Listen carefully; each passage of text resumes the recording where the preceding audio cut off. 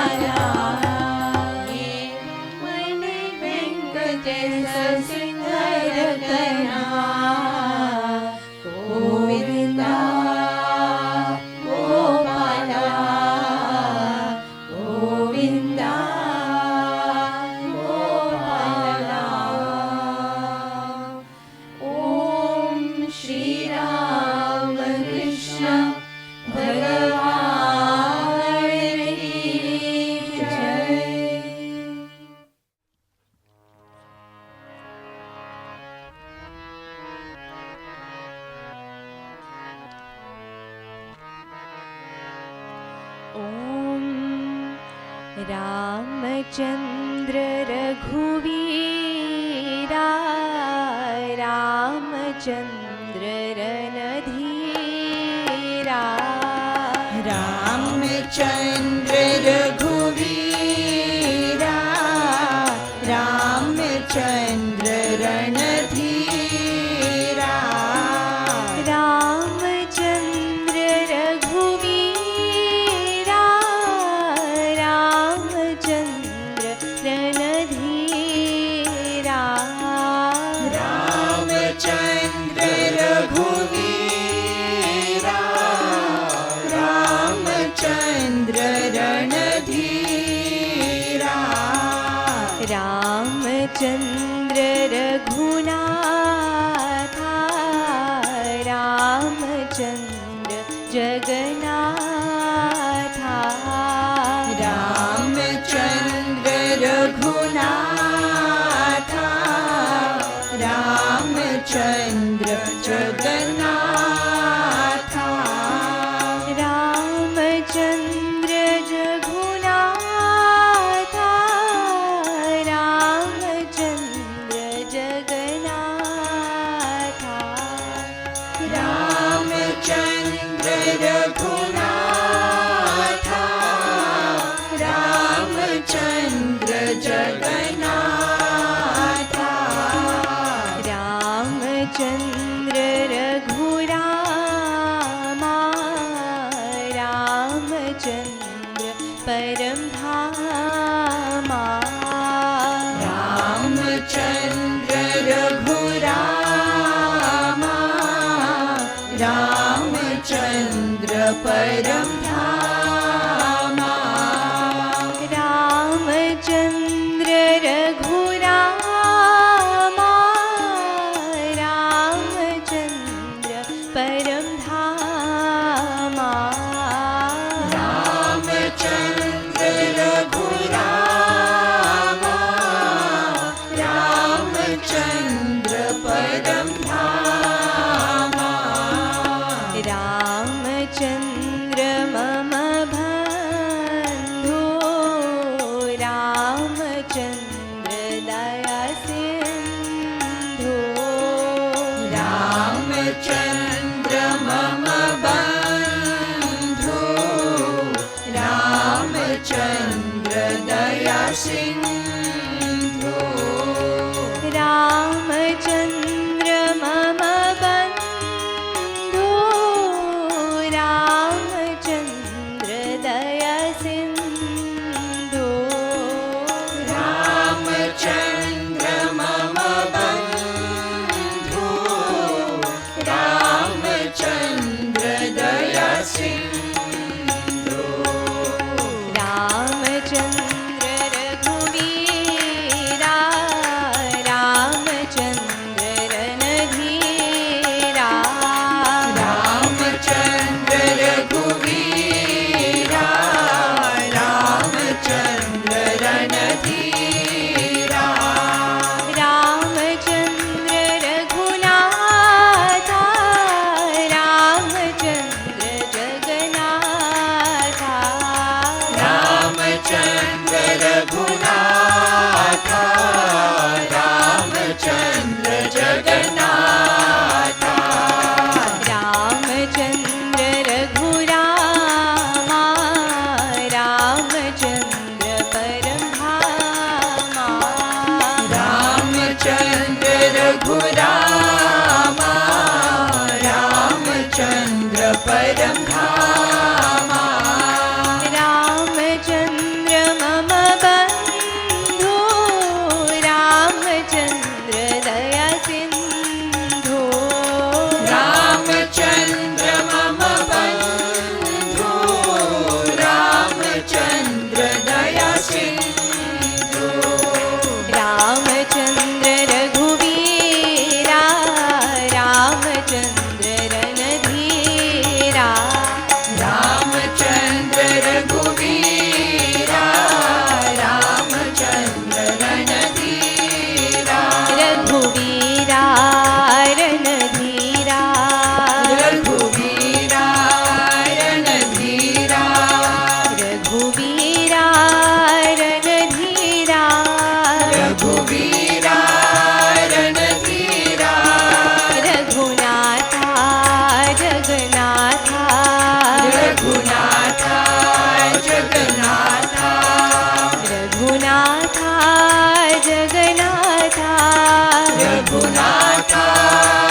जगन्नाथा रघुरामा परम धामा रघुरामा परम धामा रघुरामा परम धामा रघुरामा परम धामा मम बन्धु दया सिन्धु मम बन्धु दया सिन्धु मम बन्धु दया सिन्धु मम बन्धु दया सिन्धु रघुवीरा रणधीरा रघुवीरा रणधीरा रघुनाथा जगन्नाथा रघुनाथा जगन्नाथा रघुरामा परम धामा रघुरामा परम धामा मम बन्धु दया सिन्धु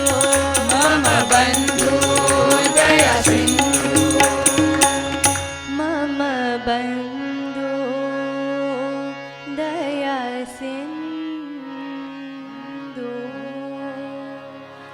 ॐ श्री राम कृष्ण भगवान की जय पवन सुत हनुमान की जय श्री अम्बे अम्बे मात की जय श्री सियावर रामचंद्र की जय।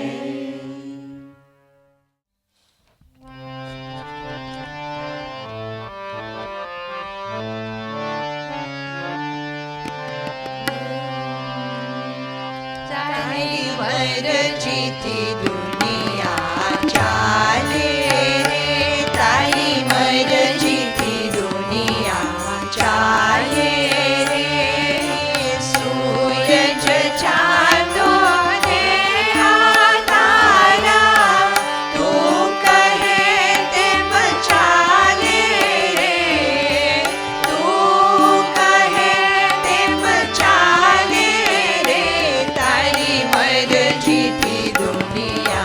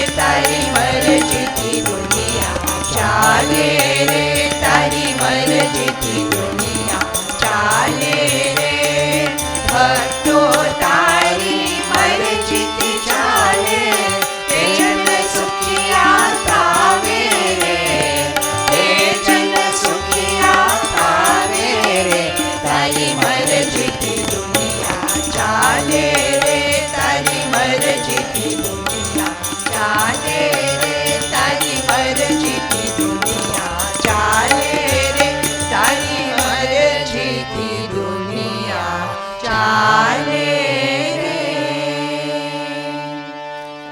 ओम श्री राम कृष्ण भगवान की जय.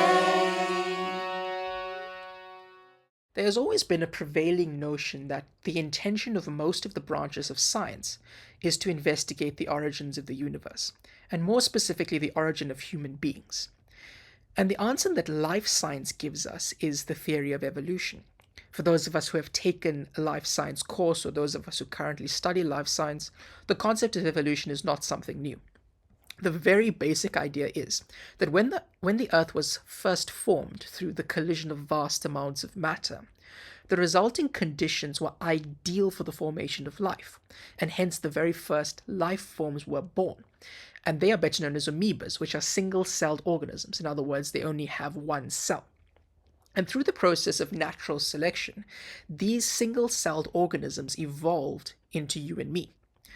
Now, according to life science, this process of evolution took place on two levels, on a physical level and a psychological level. And until recently, it was believed that the process of evolution was flawless across all creatures. I mean, it produced apex predators like sharks in the ocean and lions and tigers on land, and of course humans. However, recent research has shown that the process of evolution is in fact flawed. Now, to understand why it is flawed, we first have to understand the process of psychological evolution. So, according to current biological thinking, all forms of psychology originate from the brain. So our emotions, our preferences, attention spans, pain tolerance, our discipline, all of these come from the structure and neurochemical makeup of the brain. So we can see that according to current thought processes, the process of physical evolution influenced the process of psychological evolution. But the problem is that the structure and makeup of the brain has remained largely unchanged for at least a few 100,000 years. So the brain is naturally equipped to handle certain situations that we might have faced 100,000 years ago, and it would do this very well, but it might not be very good at dealing with the types of situations that we find ourselves in today. And if we bring this into a more modern setting, many psychologists have used evolutionary biology to explain why we can struggle to perform optimally in our day-to-day lives. So the two main things that generally prevent us from performing optimally are stress and distractions. The reason that stress prevents most of us from optimal performance is because centuries and centuries of evolution have taught the brain that when it feels stress, its life is in danger. But today, we feel stress not because we're being chased by a lion or a tiger, it's because we're facing a deadline or exams or some difficulties at home, and the brain doesn't inherently know how to handle those situations well. And of course, the second kind of hindrance to our lives is distraction. Now, there's a tendency today to blame distractions on technology and social media and smartwatches and emails and modern life in general. However, Dr. Amisha Jha, who is a professor of psychology at the University of Miami, has stated that there is evidence throughout history of people struggling to concentrate. Even 14th century Vatican monks reported struggling to concentrate on their study of the Bible and other scriptures. So the fault isn't necessarily with technology. So why do we struggle with distraction? Well, Dr. Jha argues that back in the days when humans were hunter-gatherers, distraction was necessary for survival. If our ancestors didn't respond immediately to a sound, sight, or sensation, they ran the risk of being eaten alive. So the question now becomes, can we do anything about our suboptimal evolution? And the answer is yes.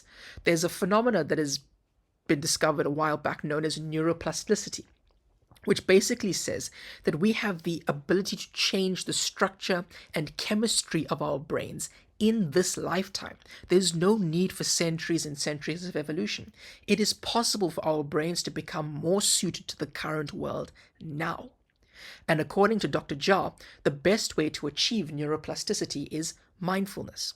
Now, there's enough material available on mindfulness and how to practice mindfulness. So I'm not really going to discuss the how of mindfulness. I'm going to focus more on why mindfulness works.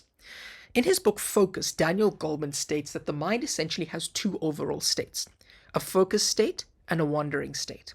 The wandering state is when we're daydreaming or worrying or ruminating. And one of the reasons that a concentration can be so difficult is because the focused and wandering state are actually controlled by the same part of the brain known as the hippocampus. So the goal of mindfulness is to retrain and actually restructure the hippocampus so that we are able to concentrate more deeply and for longer periods of time. And we are also able to let go of our focus on unwanted thoughts and feelings and refocus the mind on more helpful and beneficial thoughts. So up until now, we've discussed one reason why the process of evolution is flawed. And that reason is that of the two levels of evolution, psychological and physical, psychological evolution has not optimized the brain to deal with most of the challenges and situations that we face on a day-to-day basis. But the second reason why the process of evolution is flawed is given by Swami Vivekananda, who says that there's actually another level to evolution, and that is the spiritual level. And it is this level of evolution that is supposed to compensate for the lapses in psychological evolution. See, Swamiji argues that what we refer to as evolution is an inherently divine process. Why? Because what has happened is that the primordial energy of the universe, the single, all-pervading unit, has become or expressed itself in multiple forms as amoebas and bacteria and viruses and plants and animals and humans. And all of these organisms are trying to find their way back to that single entity that we Hindus call Brahman. So this also answers another question that has dominated the world, which is, why should we care about spirituality? Why should we follow the precepts of any religion?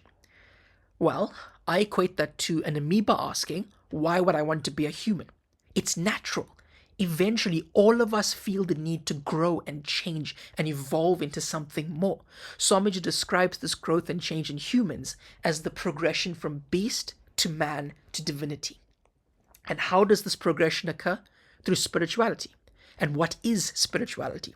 Spirituality, according to Swami Vivekananda, is the control of our external and internal nature. And how do we do this? Through psychological evolution. Controlling the mind, controlling which thoughts and feelings we focus on, controlling what we spend our time on, and even controlling where we spend our energy and attention.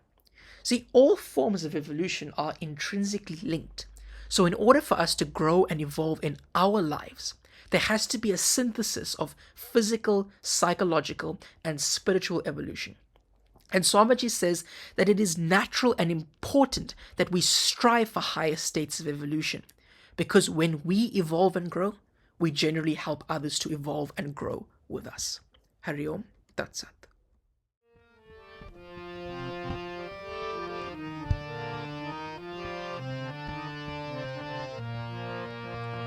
हम होंगे कामयाब, हम होंगे कामयाब, हम होंगे कामयाब एक दिन। ओ मन में है विश्वास, पूरा है विश्वास, हम होंगे कामयाब एक दिन।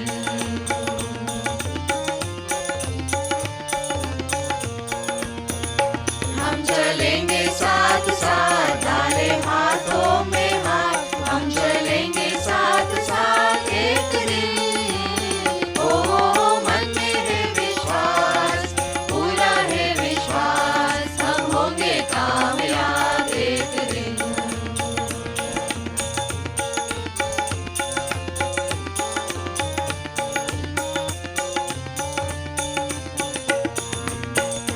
होगी शांति चारों ओर,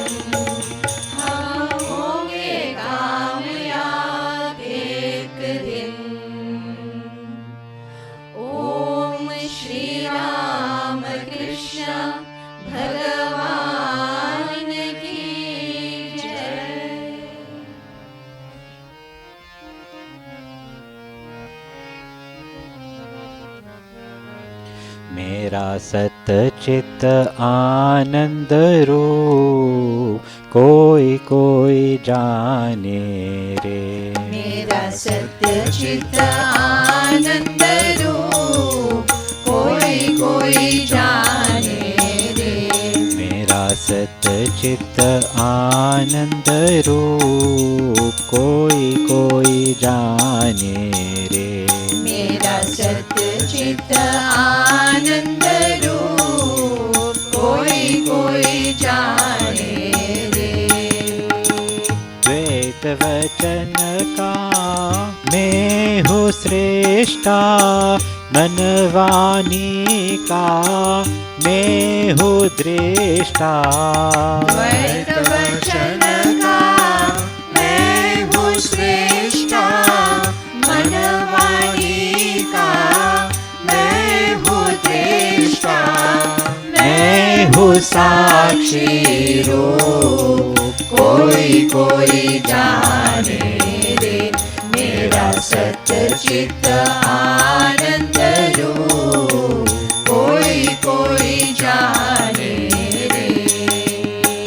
पंचकोश से मैं हूँ न्यारा, तीन अवस्था से भी न्यारा। पंचकोश से मैं हूँ न्यारा, तीन अवस्था से भी न्यारा। अनुभव सिद्ध अनूप कोई कोई जाने रे। मेरा सच्चित आनंद रूप कोई कोई जाने रे। जन्म मरण मेरे धर्म नहीं है, पाप पुण्य कुछ कर्म नहीं है। जन्म मरण मेरे धर्म नहीं है, पाप पुण्य कुछ कर्म नहीं है। अज निरलेपी रूप कोई कोई जाने रे। मेरा सच्चित आनंद रूप कोई कोई जाने रे। सूर्य चंद्र में तेज मेरा है, अग्नि में भी ओज मेरा है। सूर्य चंद्र में तेज मेरा है, अग्नि में भी ओज मेरा है। मैं अद्वैत स्वरूप कोई कोई जाने रे। मेरा सच्चित आनंद रूप कोई कोई जाने रे।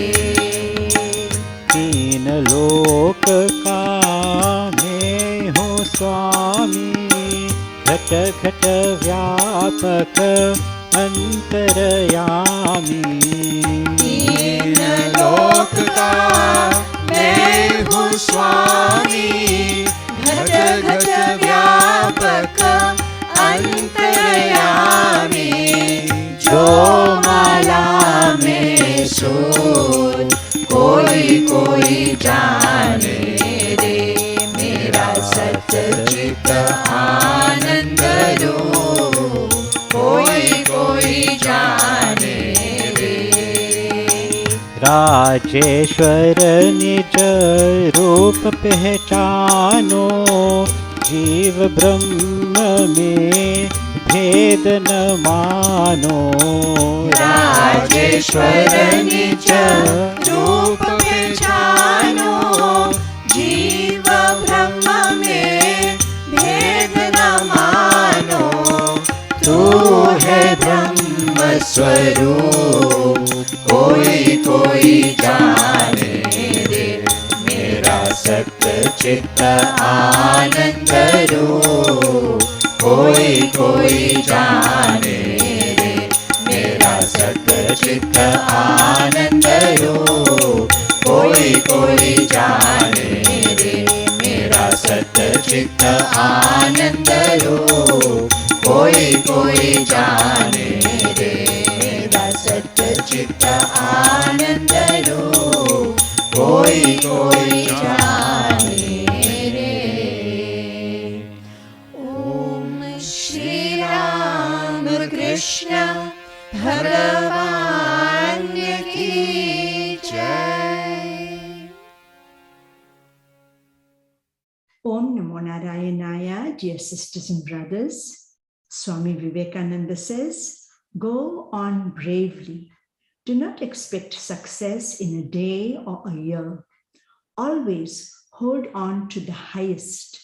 Be steady and eternally faithful to the cause of truth, humanity, and your country, and you will move the world.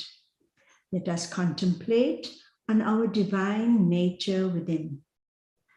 As Swami Vivekananda says, you are incarnations of the Almighty, omnipresent divine being. You may laugh at me now, but the time will come when you will understand. After reading about Swami Vivekananda, one's view of life changes. In him, everything is progressive. Even challenges are turned into opportunities with infinite, better and stronger options. We learn lifelong lessons on fearlessness, unselfishness, alertness, and large-heartedness. Through the grace of Swamiji, may we become stronger and more confident so that we can progress in life.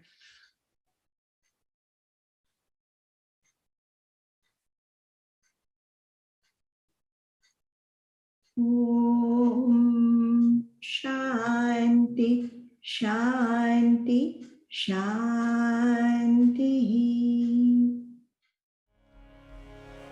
ॐ सर्वेषां स्वस्तिर्भवतु सर्वेषां शान्तिर्भवतु सर्वेषां पूर्णं भवतु सर्वेषां मङ्गलं भवतु सर्वे भवन्तु सुखिनः सर्वे सन्तु निरामयाः सर्वे भद्राणि पश्यन्तु मा कश्चित् दुःखभाग् भवेत्। ॐ पूर्णमदः पूर्णमिदं पूर्णात् पूर्णमुदच्यते पूर्णस्य पूर्णमादाय पूर्णमेवावशिष्यते। ॐ शान्ति शान्ति शान्तिः। हरि ओम तत्सत्। जय श्री गुरु महाराज की जय, महामाय की जय, स्वामी जी महाराज की जय, गंगा मात की जय, महावीर स्वामी जी की जय, सर्व ऋषि मुनियों की जय, पार्वती पतये हर हर मा